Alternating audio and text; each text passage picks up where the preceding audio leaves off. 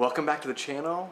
My name is Dan and this is my beautiful wife Sonia, and something happened this past week. The Lord blessed us with this beautiful baby girl, and so this video is a way of being able to express some of our experiences as well as our feelings and impressions and kind of thought processes about some of the circumstances regarding both the pregnancy and birth of our child.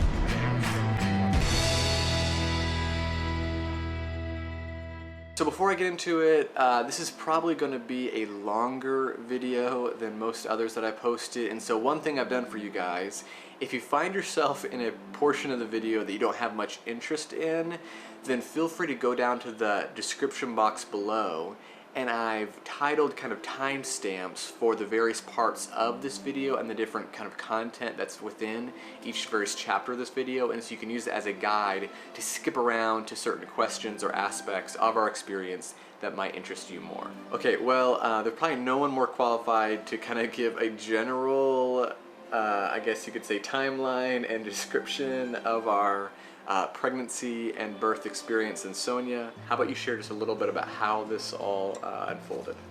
Okay, so about a week and a half before we left, we found out that we were pregnant unexpectedly, and we made the decision to continue with the move.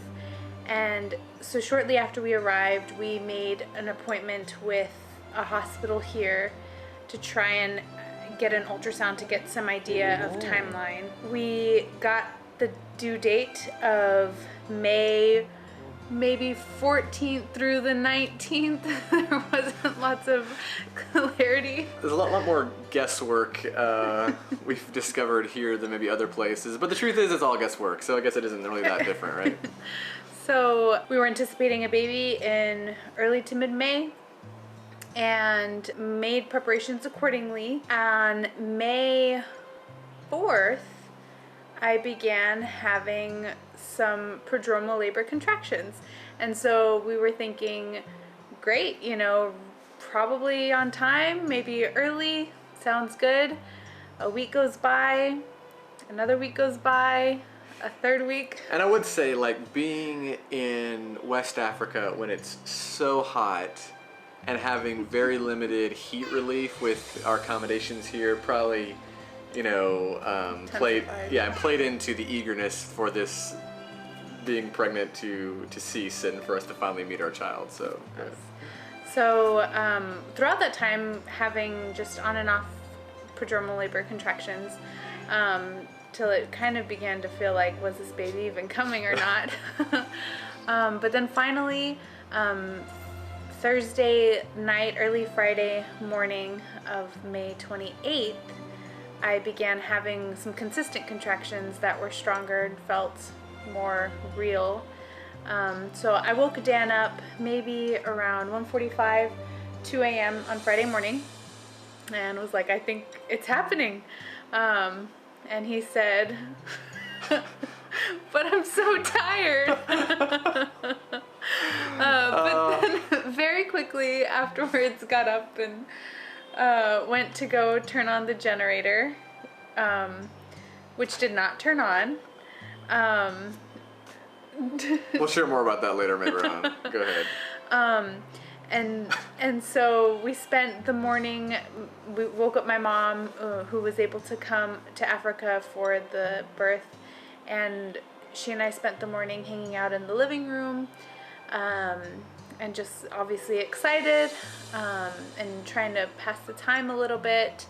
And then that morning was spent, and that day really was spent just trying to distract as much as possible. We watched a movie or two, played lots of games, I walked around a bit outside, trying to keep my mind off of the contractions and rest as much as possible. As the day wore on into evening, the contractions became stronger to the point where we knew that night somebody was going to need to stay with me, be with me throughout the whole night. And so my mom and Dan took kind of 2-hour shifts between resting and staying with me. And you try to get some sleep, like at Right. almost, I think you're in bed by 8 o'clock, you know, just trying to get some sleep, but it just became too intense for you to even sleep at all. Yeah. But the nice thing was my contractions never really came consistently closer than like 5 minutes apart for almost the entire labor, up until I think even just the last couple hours. But they were just very strong, very intense. And so I was able to kind of shut my eyes in between contractions, and sometimes I would doze off for a minute or two before they would start up again. And so that was all night Friday night. Saturday morning, the contractions were very strong. I was no longer able to really eat anything. And so we spent the morning just trying to get through each one, resting as much as I could. At around 11 or so, Dan and I went out to the front to walk to try and see if we could help pick things up, keep things going. And then maybe around 12 noon or just after noon, they just became so strong and intense that we turned on the generator and hunkered down in the room, closed the curtains, and just made a calm, relaxing, laboring space. My mom and Becca were able to come in shortly after, and so our co-workers, Sean and Abby, took care of Eden, and we spent the next couple hours just me closing my eyes, trying to work through each of the contractions and breathing through them, and Becca, you know, massaging my hair or my arm, my mom rubbing my back, and Dan holding my hands and talking me through the contractions and keeping me calm, until around 3, when things kind of shifted. I felt a change, and we got a sense that it was going to be time to start pushing soon.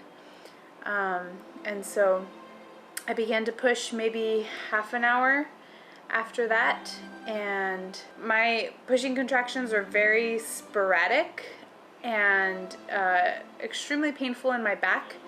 And so I definitely hit a moment at around 4:20 when I looked up at Dan and said, "I can't do this.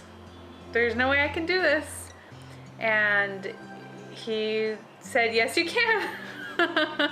You're going to." One of us was right. 10 minutes later, Epaphra was born, and I got to hold her in my arms, and it was beautiful. Okay, so those are just some of the details, very important details. Thank you, Sonia, for taking us through that. And so there were some questions that we were asked if we could share regarding our experience and our thought process. And so some of these questions were given to us either via Facebook or through other individuals. Some of these are just questions that I thought were important for us to be able to talk about. It would also help make the other questions make sense. And so we're just going to go through these one by one. I'm sure both Sonia and I will have thoughts on pretty much every one of these. And so we'll be able to shed some light into a little bit of where our headspace was at and some of our experiences. All right, so the first question is, and Sonia, I'll have you maybe answer this question first. What were your feelings when you first discovered you were pregnant right before moving? Did the thought of potentially giving birth in an underdeveloped country ever scare you? Well, my feelings, I cried when we first found out. So lots of feelings, basically. Yes, there were lots of feelings. I think my immediate thought was, we're gonna have the baby in Africa. And obviously we talked through that decision, but I felt confident that that was what I wanted and that was what we could do. And that didn't scare me, but I think I had more concerns regarding just being pregnant while trying to make this really big transition and learning a new lifestyle, knowing that I would be physically limited, not as capable, that it would be difficult, that I would be sick. So those were, I think, my biggest concerns. Yeah, and so to kind of put a little color into all of that, so we took a pregnancy test a week and a half before we're scheduled to move across the world. and we're staying in my parents' house, and we're all very like surprised and unexpected. This was not something that we had planned. And Sonia's getting very emotional, and I'm just thinking, you know, I'm not sure discussing all of this in a living room with In the bathroom. in a bathroom with, I don't know, 20 other people that feels like lives at my parents' house. Anyway, so we just escaped to a coffee shop, and just in that coffee shop we talked a lot about trust and about faith, and we rationalized through a lot of the things that Sonia mentioned. I think my feelings were always very confident regarding our ability to have a child in Africa, in Sierra Leone. I think that confidence came from me realizing that like Sonia's body was designed to give birth. Like, this is something that God has designed you with the function of being able to do this. And so similarly, you know, if babies are being born by Africans every day in Sierra Leone, then, you know, if they can do it, why can't we? And obviously there are some, you know, challenges with that, but I think both of us were very confident early on that we could do this. I just think it took us a while to be comfortable with the idea of, oh, this is what our first year on the mission field is going to be like. All right, question number 2. How significantly did pregnancy influence your first 8 months in Sierra Leone? There's probably a long list of answers to this question, so how about you just take one and then we'll just kind of go back and forth. I don't know. Okay. Well, I mean, I think just within the first few months of pregnancy, you're experiencing immediately significant symptoms. Morning sickness probably being the most traumatic one. So there were multiple times where I would just be throwing up in the morning, not feeling well or needing to eat immediately, otherwise I would be sick. And so that was probably the first and most significant effect. Which is really challenging when almost all the food that you have access to requires a pretty long period of preparation time, because we didn't, you know, have all the, you know, appliances and accommodations that maybe we're used to in the US. Another factor was just how hot it was, and I know you struggled a lot with just feeling so hot. You know, Sonia would break out into rashes almost every day these last 3 weeks, I don't know. And so it's already very hot here, but obviously, you know, as only those who are pregnant can understand, you know, there's a lot more challenges with that. And so that also was a difficulty to the pregnancy. I think additionally, just the amount of manual labor that's required to live here, pulling water from the well, washing laundry, cooking, bending down over a coal fire, those types of things are just made immensely more difficult when you have extra weight and you have swollen ankles and your body's sore and tired. And so I think some of those I wasn't even able to do towards the end of the pregnancy. So I required a lot of help in those areas as well. So there weren't just disadvantages, there were also some really neat blessings that I noticed that came about through me being pregnant. I think the most significant and obvious one is just the types of relationships I was able to develop and connections with other women here, particularly women in the neighborhood, but even just women at the market. They would see me, they would see that I had a baby, and they would see that I was pregnant. And one of the most frequent questions I was asked was, "Are you going to have your baby here?"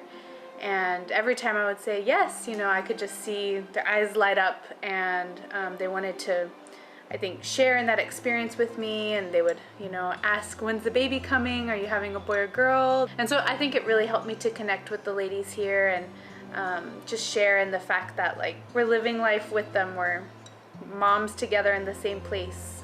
We're raising our families together in the same place. And then additionally, like, it also really bonded us to the local Christians here, you know, and it's true of the entire Sierra Leone culture that they're just very kind and have been very welcoming to us. But I think especially, you know, when they find out or discover that we're pregnant, we're expecting to have our child here in their country, in their community, there's just an increase, and that just multiplies tenfold as far as the kindness and the affection that we received, both from our neighbors, but especially from our church family. There was just one brother from the church who's a single man who insisted that during the last, you know, couple months of my pregnancy that I no longer wash the laundry. And so he volunteered himself to come over every week and washed all of our laundry by hand. And so that's not just a, volunteering to open the lid and, of the washer and dump it in, like washing by hand every article of clothing that we dirtied for an entire week in 90+ degree weather, which means all of that laundry is very dirty. And so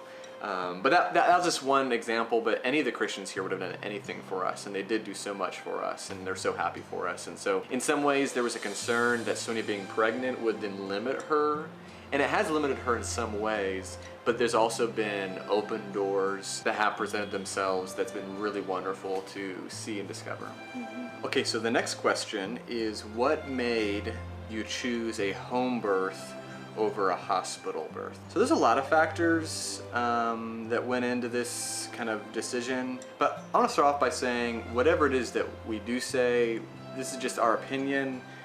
This is just what was right for our family, what we felt was right for our family.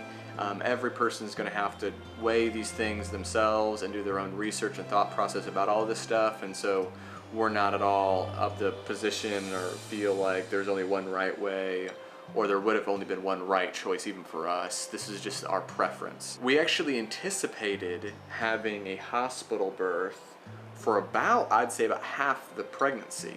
I think in that coffee shop, that me and Sunny went to the morning that we discovered that we're pregnant, a week and a half before we moved here, we kind of anticipated that, okay, we're gonna have this child in a Sierra Leonean hospital. However, after getting here, we visited some of the hospitals, and I don't at all want this to come across with any negative judgment or appraisal of the hospitals here. The hospitals in Sierra Leone saved my life, and so I, if anyone can appreciate the African Sierra Leone hospitals. However, it was important, especially for Sonia, really for both of us, that Sonia really wanted to give birth in an environment and in a location that she felt comfortable and secure, around people that she felt very comfortable and secure with. And after us visiting a few hospitals, it became apparent to us that that was just not going to be the case in a hospital here. Now, we could have done it, and it would have been fine, but that was not our preference to have that. And just like, for example, like just one small example is that it is kind of culturally unusual for the husband to be with the wife, to be with the mom as she's giving birth. In fact, it's kind of a thing that's discouraged, and so the first hospital that we went to said that if Sonia went there to give birth, that I would not even be allowed in the room. Also because she would be giving birth in a room with 9 other women also giving birth, who might not want me being there too, which is understandable. But like, wow, like that just was something that as soon as we heard that, like, nope, like that's not this sort of environment that we're wanting as we think about giving birth. And so that was one reason that made us think more seriously about, maybe we could do a home birth. What other things come to your mind as far as what went into this decision? Our midwife who helped us with Eden's birth in Boston really equipped us with the tools and materials and even just mental resource and strength that I think gave us the confidence that we could try to attempt this at home ourselves. Yeah, and so I think it was really important for us that both the labor and the childbirth, and then also especially the recovery process, would happen in a place that Sonia felt, again, comfortable and secure, around people that she knew, people that she had that kind of relationship with, that familiar and very trusted kind of relationship with, and that just couldn't happen in a hospital environment. And so that's something that we kind of went back and forth a long time about, but then after really talking about it, and then I know, Sonia, you reached out to Dina, who was our midwife that helped us with Eden, and she really had a lot of confidence in us after seeing us and seeing how we went through the birth of our first child. Really, she expressed a lot of confidence that she thought we could do this. And so that's what really also kind of like tipped the scales in that direction and kind of started that intention of having our next child here at home. Okay, so the next question is, what preparations did you guys make for your home birth? One thing I would say, looking back on the preparations that we made, is that our decision to have Eden, our firstborn, at home in Boston, at another home birth, was actually heavily influenced by the knowledge that it was likely that we would soon be moving to a less developed country that wouldn't have the same medical resources as the U.S. And so we wanted to see if having a natural, unmedicated, without access to epidural, sort of labor and childbirth was something that we could do, and we also wanted to learn from this experience, you know, with our birth of Eden. And so that was something that was done even years ago, making that decision to have a home birth with Eden. And so that really laid a good groundwork for us. The next thing we did is we did a lot of research to try to find a midwife that would come to our house and assist us. We weren't able to find one. And I'm not sure if we just didn't knock on enough doors and do as much as we could, but we really didn't find someone that we felt like had a similar approach and had a similar kind of dynamic with as what we really loved with our midwife in the U.S. And so then that kind of meant, okay, I remember you saying, like, Dan, I think you could do this. And of course that was a lot of pressure on me, and so I felt very responsible to do as much reading and research and preparation for all different possible scenarios when it comes to all of that. And so I kind of took it as a pretty significant weekly and daily responsibility to be able to prepare myself seriously for the various scenarios that could come up during labor and during childbirth. So in addition to some of like the knowledge and just mental preparations, we also purchased a lot of things that were then brought from the U.S. to us by his dad and by other family members that came to visit. Things such as a fetal Doppler to track the heart rate of the baby, a fetal stethoscope, a newborn aspirator, and just all kinds of medicines and herbs and all kinds of things that could potentially help in case there were issues. And so not only were he was mentally equipped, but also we tried to be as physically equipped as possible at home to handle all kinds of situations that could potentially come up in a birth. Yeah, and then we also feel really good about it too, because now we can give all of those supplies to one of the local hospitals here that wouldn't already have something like that. And so that's also a really good feeling, being able to then kind of pay that forward and be able to assist maybe future pregnancies and labors in the future. I also know that me and you had a lot of pretty extensive and very real discussions regarding what emergency or concerning scenarios would lead us to then transfer to the hospital. And so, we basically had a list of every single really possible bad thing that could happen, and what are the signs of those things, so that we can discover them as early as possible, and which things would we be more comfortable staying here versus transferring, and vice versa. And so that was also one very important step, was having a lot of communication between Sony and I to make sure that we're on the same page. And then related to that is that we actually have one of our neighbors who lives just a few houses down. He owns his own private KK, which is a kind of a very small vehicle that's used to transport people here. And so his name's Henry, and I have his personal phone number, and he lives real close by. And so I told him that, all right, when my wife is in labor, I'm gonna call you. And he said, yes, I'll be on call, I'll be there right away if anything comes up. And so we knew that we already had transportation lined up, since the only form of transportation that we own is our motorcycles, which would not be ideal. That'd be a great story though. That'd be a great story. Anyway, so Henry was on call, transportation was on call, where if we needed to get to the hospital, that could be accommodated really, really simply and really, really quickly. And then the last thing, and this still just bugs me so much. One thing I really tried hard to do is to be able to solidify the reliability of our power situation. So about 2 weeks before Sonia went into labor, which is just 1 week before the due date, our generator died. And I'm scrambling like crazy because I really did not want Sonia to have to go through labor and childbirth with no heat relief in the dark.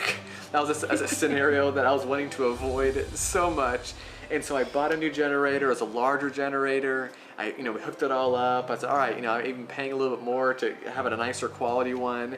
And then when Sonia wakes me up at 2 a.m. Friday morning saying, I think this is it, we obviously stay in bed for a little bit. I'm thinking, okay, when should I turn on the generator just to kind of give her, a little bit of, mental relief of having some lights and having a fan and things like that. I go to the back to turn on the generator and it won't start. And this just was driving me crazy and I was just so frustrated. Oh, I was so disappointed. Turns out it was a battery problem, and so I decided to go knocking on some of our neighbors' doors trying to find anyone in the middle of a storm. Yes, I'm trying to find anyone that had a 12-volt battery, and then it started pouring and raining and there were snakes slithering over my feet. It was just a nightmare thing. All while my wife was having contractions in my dark house.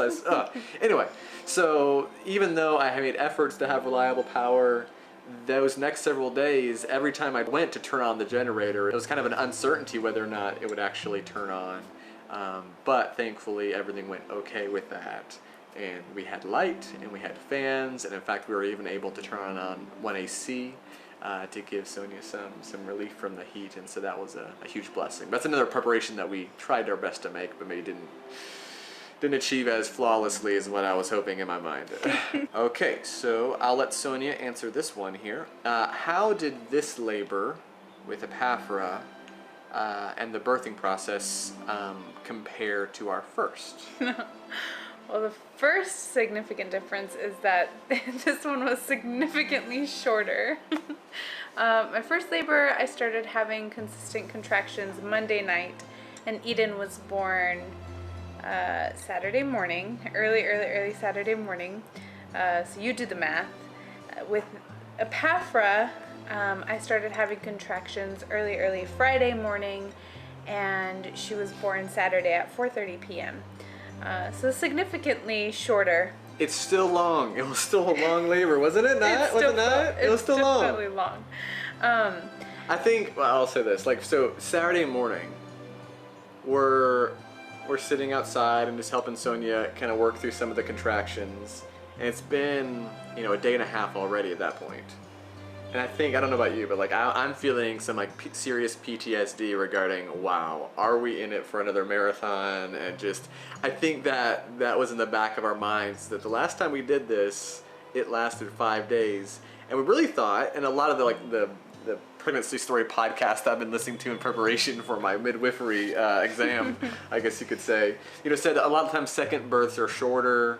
And even the idea of having an extended period of prodromal labor also indicates perhaps a shorter, labor. Anyway, but when after a day into it, I'm thinking, oh wow, we're in it again. So anyway. But thankfully it was a lot shorter. One of the biggest differences was because we decided to do it here, and because we decided essentially to have an unassisted home birth, that there was definitely the pressure and realization that everything is on us. We have to decide what to do next. We have to decide how to handle contractions not progressing. And I think in some ways that gave us a little bit of confidence where we both kind of were able to talk and communicate, I think, effectively throughout the entire labor, talk through things and figure out what to do next. But then there's also a realization and awareness of we're the most knowledgeable people in the room, and that can be scary sometimes. And so, but I also think that because of our previous experience, I think we were strong in connection and with the first labor with Eden, but I felt even stronger. I felt like we were able, I was able to just depend on you fully and have complete trust in you, and I felt like we were able to share how we were feeling and what we needed and what we were going through really effectively with this labor. So obviously a lot of focus could be placed upon the people that we didn't have with us in this go around versus the previous one, meaning, you know, an actual midwife. However, there were some very special people that were with us this time that weren't the last time, that made it a really special experience. Yeah. So Dan's sister, Becca, as well as my mom were able to fly from the U.S. to come and be with us, both to help, obviously, during pregnancy and afterwards, but both of them were also in the room when I gave birth to Epaphra and were by my side and holding my hand and, you know, crying as she was born. But then additionally, you know, having Eden, she was around while I was having contractions, and Sean and Abby, you know, were around and cooking and hanging out in the yard. And so it was really special to feel like we had this family unit here at home, all participating in our own unique ways in this very important project that was going on. So all these people that we love and trust and just have the deepest connections with. So it was really special to have them around. So the next question is about Epaphra's name. Is there any specific reason you named your daughter Epaphra? Well, as those of you who have been watching this channel or know us know, a few months ago we spent about a month in Freetown because Dan was in the hospital almost dying from illness. And I think throughout that experience we had a lot of conversations, and there were a lot of things that we needed to lean upon, and the primary thing was the Lord. And I think in both of our minds we were drawn to the passage in Philippians chapter 2 where Paul mentions Epaphroditus, who was on his way delivering a gift from the Philippians to Paul, and also became ill, and the Bible describes it as near to death. And one thing that Paul says about Epaphroditus being delivered from death is that it demonstrated God's mercy. And I think as we experienced that hardship, we also were heavily dependent upon God's mercies and were delivered through that trial. And I think we wanted to remember that. And so we named our daughter after Epaphroditus, shorter female version Epaphra, to remind us of God's deliverance and remind us of the incredible blessing that he gave us both in her life but also through sparing Dan's life this past year. We know that was a lot, but this is a very important thing in our life and in our work and in our mission here, and so it felt right to share. And this channel is primarily geared towards equipping Christians that would consider overseas evangelism and foreign mission work. And I think one aspect of that we need to talk about is how do we function as a family in a foreign field and in a foreign culture and environment. And so one decision that's very challenging to make is, where do we give birth to our child, or how do we go about this process? And we're not claiming that we have made the right decision for everyone. I do feel very confident after doing this that we made the perfect decision for ourselves. So maybe this can just be a reference point for you as you're maybe considering this, or either in the future, or trying to give some advice to someone. Maybe something in this video of our experience can be of help and be a blessing to you. So again, thanks so much for watching and for all the encouragement and support that you all show us. We'll catch you next week.